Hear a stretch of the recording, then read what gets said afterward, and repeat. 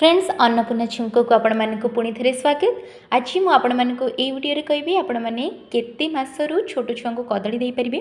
आपण मैंने 8 मास पर छोट छुआ मान कदली दे पारे, किंतु सेतेबेले जेतेबेले सेमानक सहित इंट्रोड्यूस करेंगे एमती गोटे कदली को काटी नेबे आउ ताकू हाथ रे एमती चकटी देबे। तापरे आपण माने छोट छुआ को एमती दे पारिबे 8 मास परे। ठीक अच्छे, किंतु जदि ताठू बड़ छुआ अच्छी ताकू आपण माने कौन करिवार अच्छी, आपण माने एमती हाथ रे मैश करेंगे आउ आपण मानू कौन करिवार अच्छी ताकू छोट छोट करिकी पीस रे काटी दबार अच्छी आउ तापरे आपण छुआ को दबार अच्छी।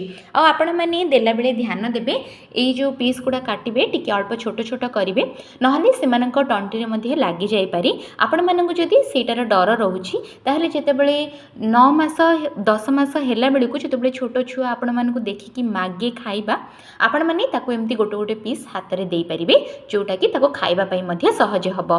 तो स्टार्टिंग रे आपण माने छोट छुआ को एमती मैश करिकी दियंतु आउ तापरे छोट छुआ मानक कदली एमती काटिकी दियंतु, जोटा कि सेमानक खाइबा पई मध्ये इजी आ सेमानक हेल्थ पई मध्ये भलो।